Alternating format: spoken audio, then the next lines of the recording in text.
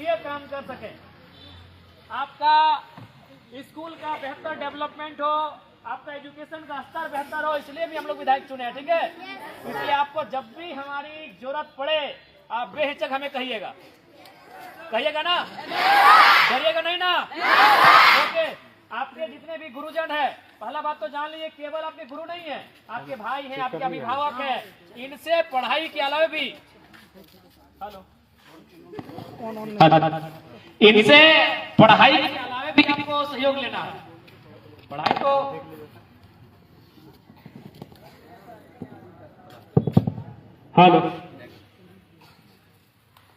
इनसे आपको पढ़ाई के अलावा भी सहयोग लेना है, ये कभी पीछे नहीं हटेंगे। सपोज मान के चलिए आपके पास कलम नहीं है, आप स्कूल आ गए हैं, तो क्या अगर सर से आप कहेंगे कि सर एक कलम नहीं है, तो क्या आपको 5 रुपए नहीं देंगे? ये आपके अभिभावक हैं, ये आपके बड़े भाई के समान है। अगर महिला शिक्षक है तो आपकी बहन के समान है। आप इनसे पढ़ाई के अलावे सहयोग के साथ आगे बढ़िएगा। क्योंकि देखो प्यारे बच्चों, आज के दौर में आपके जितने शिक्षक खड़े हैं, आपकी जो शिक्षिकाएं खड़ी हैं, ये आप ही की तरह के परिवार से आते हैं। इनसे पूछिएगा कि मैडम बताइए 10 साल पहले आपका परिवार कैसा था, जैसा आपका है हमारा है। सर से पूछिएगा कि 10 साल 15 साल पहले जब आप शिक्षक नहीं बने थे तो कैसा था, आपकी माँ क्या करती थी, आपके पिता कैसे आपको पढ़ाए हैं। वही कहानी बताएंगे जो आपके माता पिता भी आपके साथ कर रहे हैं। बताएंगे ना? तो इसलिए एक बात हमेशा याद रखिएगा, ये जो जीवन आपको मिला है और जो मेहनत आप आज करने के लिए यहां तक आए हैं, ये जीवन केवल आपका नहीं है। ठीक है ना? गौर लगे, अब बातचीत करवे तोरों से। ये जीवन केवल आपका नहीं है प्यारे बच्चों, है क्या बाबू लोग? ये जीवन केवल आपका नहीं है। यदि आपको लगता है ये जीवन केवल आपका है, तो आप एक काम कीजिए, अपनी माँ को फोन कीजिए, माता जी को, और बोलिए माँ हम थोड़ा सा स्कूल में चलते चलते गिर गए हैं, पाँव में चोट लग गया है। परेशान होगी कि नहीं होगी? परेशान होगी? भाई को फोन लगाइए, तुरंत अपने दोस्तों को फोन करेंगे कि हमको कुछ रुपए की जरूरत है, मेरी बहन को मेरे भाई को चोट लगा है। होंगे कि नहीं परेशान? तो इसका मतलब ये हुआ कि आपका जीवन केवल आपका नहीं है। जब ये जीवन आपका नहीं है, तो उम्मीदें जो आप ये बस्ते में जो बोझ है ना, इससे कई ज्यादा गुना बोझ आपको अपने परिवार का उठाना है। और आप वजन कौन उठाता है? जो सशक्त होता है। अब सवाल है कि सशक्त कैसा होना? शरीर से ही नहीं, मानसिक रूप से भी। जब आप अपने आप को मानसिक रूप से, शारीरिक रूप से सशक्त बनाते हुए अपने लक्ष्य को जब प्राप्त करेंगे, तो इस बस्ते से बड़ा बोझ उठाएंगे कि नहीं उठाएंगे? अपने परिवार का उठाएंगे ना? इसलिए आपके साथ साथ आपके माता पिता की उम्मीदें जुड़ी हैं। और बहुत हमको तो लगता है अधिकांश जो हमारे बच्चे हैं, हमारे जो छोटे छोटे, आप पता कीजिएगा, आपकी माता शायद कभी सपना देखी होगी कि हम शिक्षक बने, हम वकील बने, हम डॉक्टर बने, लेकिन उनके परिवार की स्थिति ठीक नहीं होने के कारण उस सपने को उन्होंने वहां छोड़ दिया। लेकिन आज भी वो सपना वो जिंदा रखी है, और उस सपने को आपके माध्यम से होते हुए देखना चाहते हैं। उस सपने को आपके माध्यम से होते हुए देखना चाहते हैं। इस बात को याद रखिएगा। इसलिए आप मन लगा के पढ़िएगा, क्योंकि ये पढ़ाई हमारी पूंजी है, ये शिक्षा हमारी पूंजी है। अच्छा, सपोज दैट थोड़ा देर के लिए हम मानते हैं कि चलिए हम मैट्रिक अच्छा नहीं करते हैं, इंटर अच्छा नहीं करते हैं, कॉलेज की पढ़ाई अच्छा नहीं करते हैं, तो कितने माता पिता ऐसे हैं जो आपको बिना पढ़े किसी बड़े शहर में आपको घर बना के दे देंगे, बड़े शहर में आपको आप किसी तरह का रोजगार या कारोबार बना के दे देंगे? संभव है? हम एक मिडिल क्लास फैमिली से आते हैं, ये शिक्षा ही हमारी पूंजी है। हम अगर शिक्षित होंगे तो हमारा कल बेहतर होगा। होगा कि नहीं? इसलिए इस बात को कतई नहीं भूलिएगा। हालांकि अभी जिस उम्र में आप हैं, आपको बहुत सारी चीजें आएंगी जो आपको रास्ते से हटाएंगी आपके ध्यान को। जैसे आप स्कूल के लिए आए तो आप देख रहे हैं कि कुछ बच्चे खेल रहे हैं, आपको मन करे चलो यार खेल लेते हैं। कुछ कदम आगे बढ़े तो देखा कोई चाय की कोई दुकान पे बैठा है, पकौड़ी खा रहा है, सिंगाड़ा खा रहा है, आपको कभी मन किया यार कहाँ स्कूल चल रहे हैं, चलो आज यही हम भी करते हैं। तो ऐसी बहुत सारी चीजें जब आप घर से स्कूल के लिए आओगे तो रास्ते में आपको दिखेंगी, दिखती है ना? लेकिन आप उन चीजों को हटा देते हैं, क्योंकि आपको भी मालूम है कि आज अगर वहां जाएंगे तो हम बेहतर बन के आएंगे। आप उन चीजों को भुला देते हैं कि क्या हो रहा है रास्ते में हमारे साथ मालूम नहीं है, लेकिन हमें स्कूल तक जाना है और बेहतर करना है। इसलिए आज मेहनत कीजिए। मेहनत इसलिए आज आपको करना है ताकि आपका कल का जो सवेरा आएगा वो बहुत सुंदर होगा और प्रकाश से सुसज्जित होगा। आज कभी कभी आपको लगता होगा यार क्या हो रहा है हमारे साथ, वही क्लासरूम, वही ब्लैक बोर्ड, वही सर लोग, वही पेड़, आपको लगता होगा, लग रहा है ना? थोड़ा लग रहा है यार, ये तो बोरिंग टाइप का हो रहा है, ऐसा लग रहा है ना? आज इस एक समय बड़े नामी एक चैंपियन थे मोहम्मद अली करके, एक बहुत बड़े मुक्केबाज थे। वो एक लाइन कहते थे कि भैया आज भुगत लो, ये जो आपके साथ हो रहा है ये भुगत ही रहे ना, कि आज अगर भुगत लो कल हम चैंपियन हैं। यदि आज आपने भुगत लिया तो कल के आप चैंपियन हैं। आज अगर भाग गए तो कल के आप लूजर हैं, है कि नहीं? इसलिए आज भुगत लीजिए। आज आपके सर ने भुगता होगा तो आज टीचर हैं, है कि नहीं? सरकारी टीचर हैं। आज आपकी देखिए बड़ी बहन ने भुगता होगा तो आज देखिए मैडम है ना? अरे आज हम भी भुगते हैं तो आपके एमएलए है ना? तो भुगत लीजिए। देखिए दो पुलिस वाले भैया लोग भी हैं, भुगते हैं ना? अच्छा पूछे तो इनसे कि क्या सुबह 4 बजे उठ के दौड़ने जाते थे कि नहीं? जाते थे कि नहीं? यार क्या सुबह सुबह का मौसम है, 4 बज रहा है, काहे परेशान होना, सूत जाओ रजाई ओढ़ के क्या।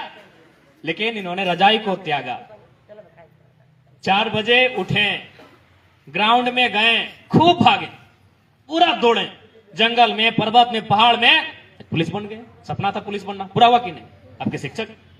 तो प्यारे बच्चों आज भुगत लो, कल के आप चैंपियन हो। अभी आपको तय करना है कि आपको चैंपियन बनना है कि नहीं बनना है। कितने लोग हैं जो चैंपियन बनना चाहते हैं? सब नहीं चाहते हैं, सब चाह रहे हैं चैंपियन बनना।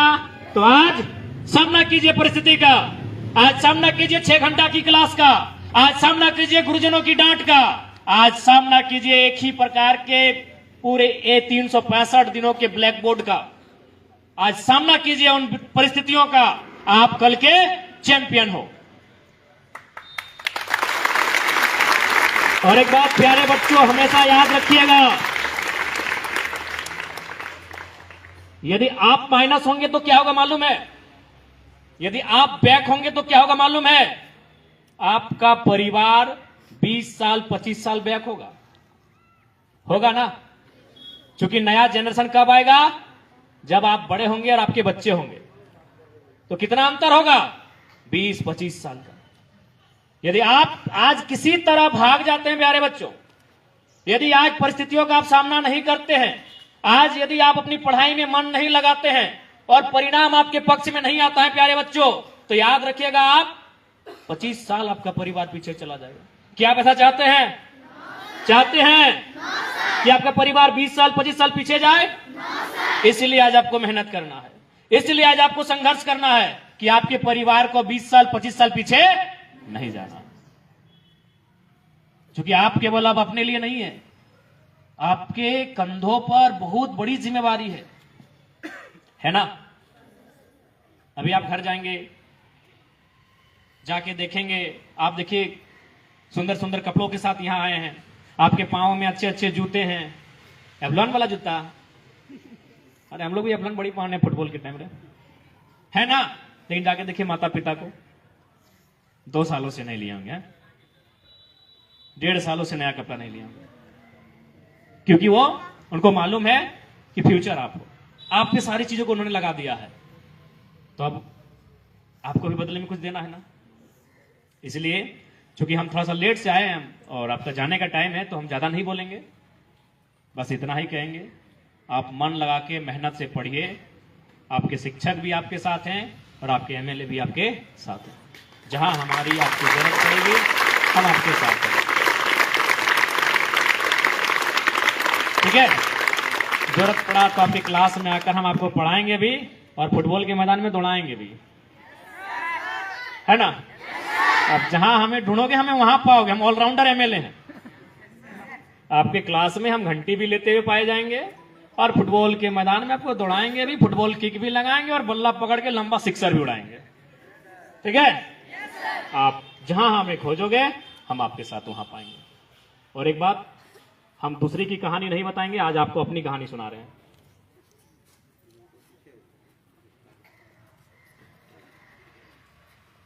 आप हमें तो जानते हैं, लेकिन हम कैसे परिवार से आते हैं क्या जानते हैं? बिल्कुल आपके जैसे, कोई ज्यादा अलग नहीं है क्या? देखो ना, ऐसे पहले कहीं भी देखिए एमएलए जाते हैं तो टेनिस पहनते हैं, ऊपर से वो बंडी ना, बंडी कोट क्या बोलते हैं, लेकिन हम टी शर्ट में आए। हमारा परिवार भी आपकी तरह है बच्चों। हमारी भी दादी, चूंकि अब तो धान कटने लगा है, जब धान कटा नहीं था तो घास था, घास काट के लाती थी, बकरियों को खिलाती थी। हालांकि अभी हमारी माँ बीमार रहती है, लेकिन जब बीमार नहीं थी तो बारी से जो साग सब्जियां आती है उन्हें लेकर, तो चाची में घटिया लगता है, उसका बुधनी हटिया नाम है, वहां बेचने के लिए जाती थी।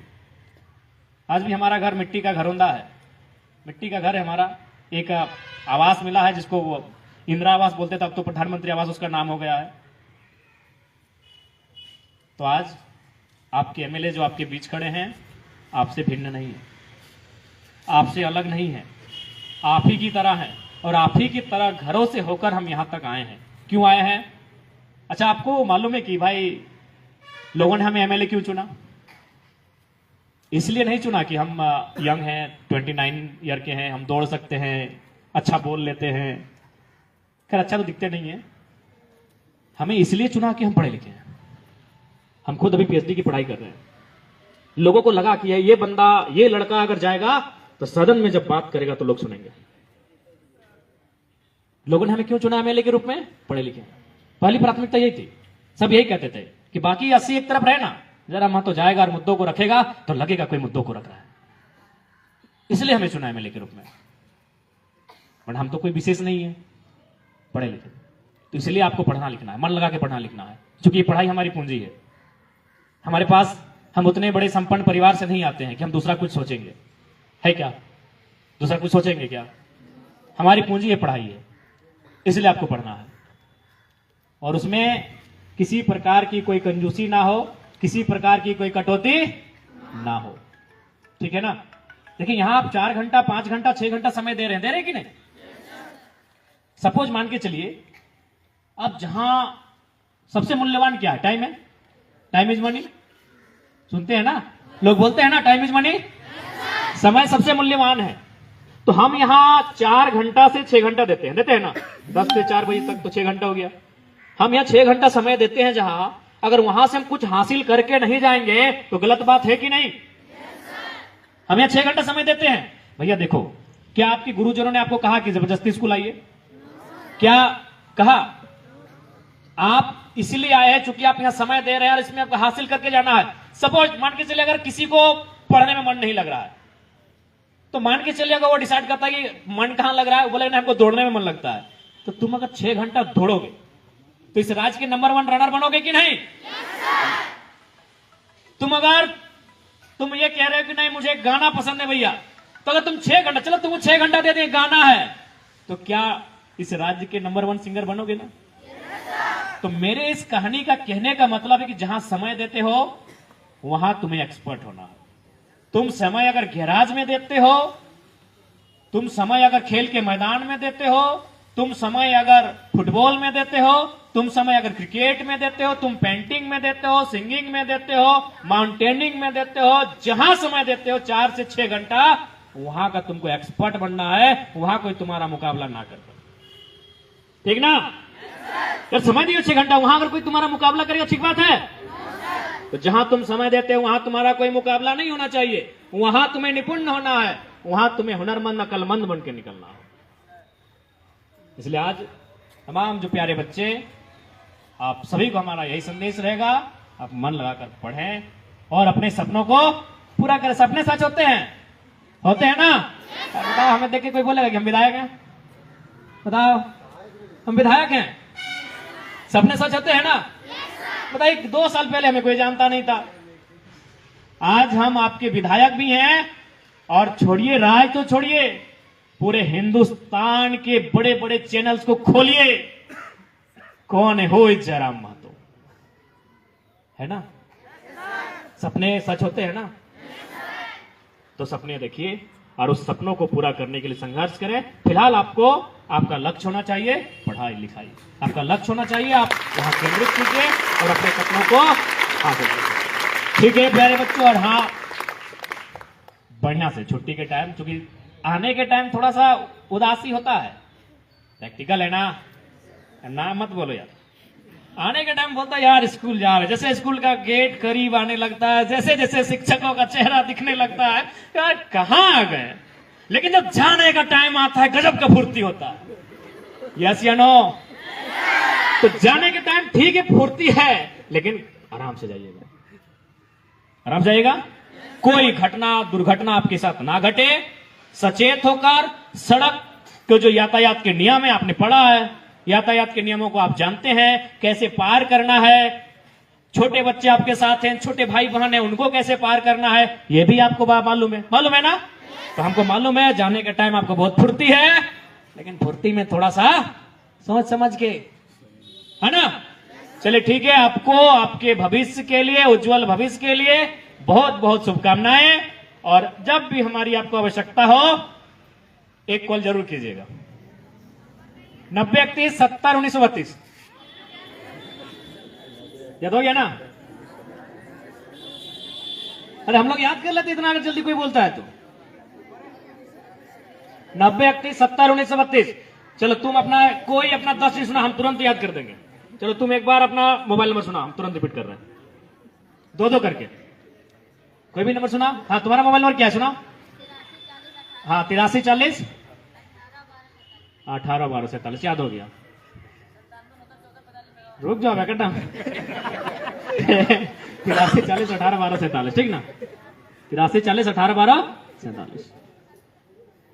तो याद करो, ताकि अभी कैच करने का ताकत है तुम में, कैच करने का। देखो हम तो तुम्हारे एज से पार हो गए फिर भी कैच कर ले रहे हैं।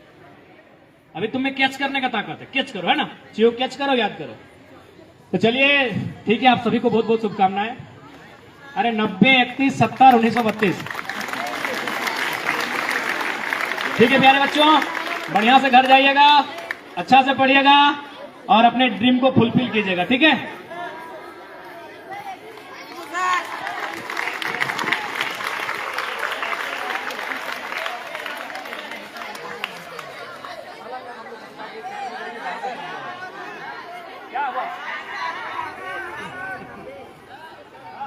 संतोष।